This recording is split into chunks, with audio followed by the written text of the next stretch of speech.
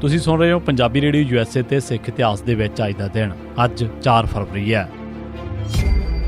4 ਫਰਵਰੀ 1765 ਦਿੱਲੀ ਦੇ ਨੇੜੇ ਭਰਤਪੁਰ ਰਿਆਸਤ ਦਾ ਰਾਜਾ ਸੂਰਜਮਲ ਸੀ। 25 ਦਸੰਬਰ 1763 ਦੇ ਦਿਨ ਸੈਯਦ ਮੁਹੰਮਦ ਖਾਨ ਬਲੋਚੀ ਦੀਆਂ ਫੌਜਾਂ ਨੇ ਚਲਾਕੀ ਦੇ ਨਾਲ ਰਾਜੇ ਸੂਰਜਮਲ ਨੂੰ ਘੇਰ ਲਿਆ ਅਤੇ ਕਤਲ ਕਰ ਦਿੱਤਾ। ਉਸ ਦੇ ਪੁੱਤਰ ਜਵਾਰ ਸਿੰਘ ਨੇ ਮਰਹੱਟਿਆਂ ਅਤੇ ਸਿੱਖਾਂ ਦੇ ਨਾਲ ਰਾਬਤਾ ਕੀਤਾ। 9 ਜਨਵਰੀ 1765 ਦੇ ਦਿਨ ਸਿੱਖ ਫੌਜਾਂ ਦਿੱਲੀ ਦੀ ਹਦੂਦ ਦੇ ਵਿੱਚ ਦਾਖਲ ਹੋ ਗਈਆਂ। ਇਹਨੇ ਚਿਰ ਦੇ ਵਿੱਚ ਨਜੀਬ-ਉਦ-ਦੌਲਾ ਨੇ ਜਵਾਹਰ ਸਿੰਘ ਜਾਟ ਰਾਜੇ ਦੇ ਨਾਲ ਸਿੱਧਾ ਸਮਝੌਤਾ ਕਰ ਲਿਆ ਸੀ। ਦੂਜੇ ਪਾਸੇ ਸਿੱਖ ਫੌਜਾਂ ਕਿਉਂਕਿ ਦਿੱਲੀ ਪੁੱਜ ਗਈਆਂ ਸਨ, ਇਸ ਕਰਕੇ ਉਹ ਖਾਲੀ ਨਹੀਂ ਸੀ ਜਾਣਾ ਚਾਹੁੰਦੇ। ਉਹਨਾਂ ਲਾਲ ਕਿਲੇ ਨੂੰ ਘੇਰਾ ਪਾ ਲਿਆ। ਭਾਵੇਂ ਨਜੀਬ-ਉਦ-ਦੌਲਾ ਕੋਲੇ ਕਾਫੀ ਫੌਜ ਸੀ, ਪਰ ਉਸਨੇ ਸਿੱਖਾਂ ਦੇ ਨਾਲ ਟੱਕਰ ਲੈਣ ਦੀ ਬਜਾਏ ਆਪਣੇ ਆਪ ਨੂੰ ਕਿਲੇ ਦੇ ਅੰਦਰ ਬੰਦ ਕਰ ਲਿਆ। ਕੁਝ ਦਿਨ ਘੇਰਾ ਪਾਈ ਰੱਖਣ ਮਗਰੋਂ ਸਿੱਖ ਫੌਜਾਂ ਉੱਥੋਂ ਆ ਗਈਆਂ ਅਤੇ ਸ਼ਹਿਰ ਦੇ ਬਾਹਰ ਡੇਰਾ ਲਾ ਲਿਆ। 4 ਫਰਵਰੀ ਦੇ ਦਿਨ ਸਿੱਖ ਫੌਜਾਂ ਫਿਰ ਦਿੱਲੀ ਸ਼ਹਿਰ ਵੱਲ ਨੂੰ ਚੱਲ ਪਈਆਂ। ਸਬਜ਼ੀ ਮੰਡੀ ਅਤੇ ਨਖਾਸ ਮੰਡੀ ਵਾਲੀ ਥਾਂ ਤੇ ਸਿੱਖਾਂ ਅਤੇ ਨਜੀਬ-ਉਦ-ਦੌਲਾ ਦੀ ਫੌਜ ਦੇ ਵਿੱਚ ਜ਼ਬਰਦਸਤ ਜੰਗ ਹੋਈ, ਪਰ ਰੋਹੀਲਾ ਅਤੇ ਮੁਗਲ ਫੌਜ ਆਪਣਾ ਬਹੁਤ ਸਾਰਾ ਨੁਕਸਾਨ ਕਰਵਾ ਕੇ ਆਖਿਰ ਭੱਜ ਗਈ। 1920 ਤੱਕ ਮਹੰਤਾਂ ਨੇ ਗੁਰਦੁਆਰਿਆਂ ਨੂੰ ਅਯਾਸ਼ੀ ਅਤੇ ਗੁਨਾਹ ਦੇ ਅੱਡੇ ਬਣਾ ਲਿਆ ਸੀ। ਦਰਬਾਰ ਸਾਹਿਬ ਦੀ ਹਾਲਤ ਬਹੁਤ ਖਰਾਬ ਸੀ। ਸੰਤੋਖਸਰ, ਅੰਮ੍ਰਿਤਸਰ ਅਤੇ ਦਰਬਾਰ ਸਾਹਿਬ ਤਰਨਤਾਰਨ ਦੀ ਹਾਲਤ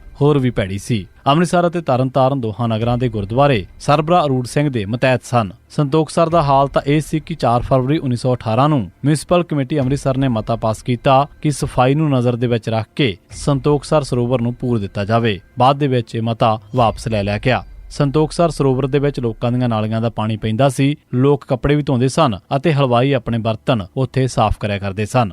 ਤਰਨਤਾਰਨ ਦੇ ਵਿੱਚ 26 ਜਨਵਰੀ 1921 ਦੇ ਦਿਨ ਮਹੰਤਾਂ ਦੇ ਹਮਲੇ ਦੇ ਵਿੱਚ ਜ਼ਖਮੀ ਹੋਣ ਵਾਲੇ ਹਜ਼ਾਰਾ ਸਿੰਘ ਅਲਾਦੀਨਪੁਰ ਜ਼ਖਮਾਂ ਦੀ ਤਾਬ ਨਾ ਝੱਲਦਿਆਂ 27 ਜਨਵਰੀ ਦੇ ਦਿਨ ਚੜ੍ਹਾਈ ਕਰ ਗਏ। ਇਸੇ ਹਮਲੇ ਦੇ ਇੱਕ ਹੋਰ ਜ਼ਖਮੀ ਹੁਕਮ ਸਿੰਘ ਵਸਾਊ ਕੋਟ 4 ਫਰਵਰੀ ਦੇ ਦਿਨ ਚੜ੍ਹਾਈ ਕਰ ਗਏ। ਇਹ ਦੋ ਸਿੱਖ ਗੁਰਦੁਆਰਾ ਸੁਧਾਰ ਲਹਿਰ ਦੇ ਪਹਿਲੇ ਸ਼ਹੀਦ ਸਨ। 1952 ਦੇ ਵਿੱਚ ਭਾਰਤ ਦੇ ਵਿੱਚ ਆਮ ਚੋਣਾਂ ਹੋਈਆਂ। ਚੋਣਾਂ ਦੇ ਪ੍ਰਚਾਰ ਸੰਬੰਧੀ ਨਹਿਰੂ 4 ਫਰਵਰੀ 1952 ਦੇ ਦਿਨ ਜਦੋਂ ਪਟਿਆਲੇ ਬੋਲ ਰਿਹਾ ਸੀ ਤਾਂ ਉਸ ਦੇ ਜਲਸੇ ਦੇ ਵਿੱਚ ਕੁਝ ਨਾਅਰੇ ਲੈ ਕੇ ਰਹਾਂਗੇ ਪੰਜਾਬੀ ਸੂਬਾ ਦੇ ਲਗਾਏ ਗਏ, ਜਿਸ ਤੋਂ ਖਿੱਚ ਕੇ ਜਵਾਹਰ ਲਾਲ ਨੇ ਕਿਹਾ, ਮੈਂ ਭਾਰਤ ਦੀ ਦੁਬਾਰਾ ਵੰਡ ਦੀ ਇਜਾਜ਼ਤ ਨਹੀਂ ਦਿਆਂਗਾ। ਜੇ ਦੇਸ਼ ਦੇ ਕਿਸੇ ਹਿੱਸੇ ਦੇ ਵਿੱਚ ਕੋਈ ਮੁਸੀਬਤ ਖੜੀ ਹੋਈ ਤਾਂ ਇਹ ਪੂਰੀ ਤਾਕਤ ਦੇ ਨਾਲ ਦਬਾ ਦਿਆਂਗਾ। ਨਹਿਰੂ ਬੋਲਦਿਆਂ ਹੋਇਆਂ ਗੁੱਸੇ ਦੇ ਨਾਲ ਕੰਬ ਰਿਹਾ ਸੀ, ਕਿਉਂਕਿ ਉਹ ਕਦੇ ਬਰਦਾਸ਼ਤ ਹੀ ਨਹੀਂ ਕਰਦਾ ਸੀ ਕਿ ਕੋਈ ਉਸ ਨੂੰ ਟੋਕੇ ਜਦੋਂ ਲੈਕਚਰ ਕਰਦਾ ਹੋਵੇ। ਉਸੇ ਦੌਰਾਨ ਜੇ ਕੋਈ ਬੋਲ ਪਵੇ ਤਾਂ ਉਹ ਘਬਰਾ ਜਾਂਦਾ ਸੀ ਅਤੇ ਆਪਣਾ ਲੈਕਚਰ ਭੁੱਲ ਜਾਂਦਾ ਸੀ।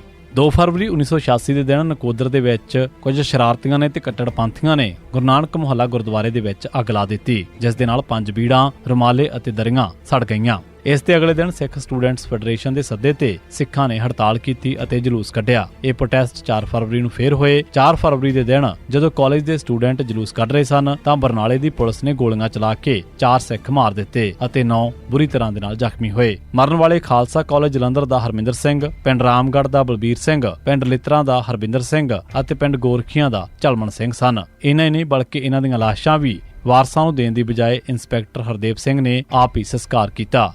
ਪੁਲਿਸ ਨੇ ਨਕੋਦਰ ਦੇ ਵਿੱਚ ਬਹੁਤ ਸਾਰੇ ਸਿੱਖ ਗ੍ਰਿਫਤਾਰ ਵੀ ਕੀਤੇ। ਇਹਨਾਂ ਦੇ ਵਿੱਚੋਂ 23 ਫੈਡਰੇਸ਼ਨ ਵਰਕਰ ਸਨ। ਜ਼ੁਲਮ ਵੀ ਸਿੱਖਾਂ ਉੱਤੇ ਤੇ ਗ੍ਰਿਫਤਾਰ ਵੀ ਸਿੱਖਾਂ ਨੂੰ ਹੀ ਕੀਤਾ ਗਿਆ। ਸਿੱਖਾਂ ਨੂੰ ਚੁੱਪ ਕਰਾਉਣ ਵਾਸਤੇ ਬਰਨਾਲੇ ਨੇ ਮੈਜਿਸਟ੍ਰੇਟੀ ਜਾਂਚ ਦਾ ਹੁਕਮ ਦਿੱਤਾ। ਫਰਵਰੀ 1990 ਦੇ ਪਹਿਲੇ ਦਿਨਾਂ ਦੇ ਵਿੱਚ ਪੰਜਾਬ ਪੁਲਿਸ ਨੇ ਸੁਖਦੇਵ ਸਿੰਘ ਵਾਸੀ ਹਰੀਕੇ ਫਿਰੋਜ਼ਪੁਰ, ਗੁਰਦੀਪ ਸਿੰਘ ਵਕੀਲ ਵਾਸੀ ਮਨਹਾਲਾ ਅੰਮ੍ਰਿਤਸਰ, ਗੁਰਨਾਮ ਸਿੰਘ ਵਾਸੀ ਦੌਲਤਪੁਰ, ਕੁਲਵੰਤ ਸਿੰਘ, ਸਤਨਾਮ ਸਿੰਘ, ਮਨਜੀਤ ਸਿੰਘ ਬੱਬਰ ਉਰਫ ਮਿਨੀ ਬਾਬਾ ਅਤੇ ਰਣਜੀਤ ਸਿੰਘ ਚਾਰੇ ਵਾਸੀ ਬੁੱਟਰ ਗੁਰਦਾਸਪੁਰ ਅਤੇ ਜਰਨੈਲ ਸਿੰਘ ਜੋੜਾ ਨੂੰ ਨਕਲੀ ਮੁਕਾਬਲਿਆਂ ਦੇ ਵਿੱਚ ਸ਼ਹੀਦ ਕਰ ਦਿੱਤਾ।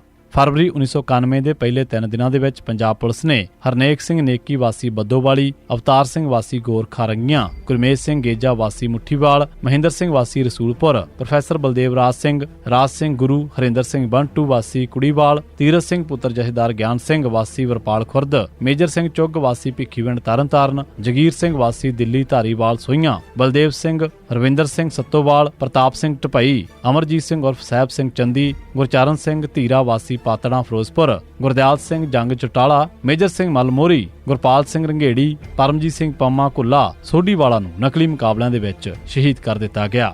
4 ਫਰਵਰੀ 1991 ਦੇ ਦਿਨ ਪੰਜਾਬ ਪੁਲਿਸ ਨੇ ਹਰਦਿਆਲ ਸਿੰਘ ਢੋਲਾ ਵਾਸੀ ਵਾਰਸਵਾਲਾ, ਗੁਰਬਖਸ਼ ਸਿੰਘ ਘੂਕਰ ਪੁੱਤਰ ਪ੍ਰਿਥੀ ਸਿੰਘ ਵਾਸੀ ਛੱਜਾਵਾਲੀ, ਗੁਰਮੇਲ ਸਿੰਘ ਗੇਲਾ ਵਾਸੀ ਭੂਈਆਂਵਾਲੀ ਅਤੇ ਮਨਜੀਤ ਸਿੰਘ ਵਾਸੀ ਪੱਪਾ ਫੇਰੂਕੇ ਨੂੰ ਨਕਲੀ ਮੁਕਾਬਲਿਆਂ ਦੇ ਵਿੱਚ ਸ਼ਹੀਦ ਕਰ ਦਿੱਤਾ।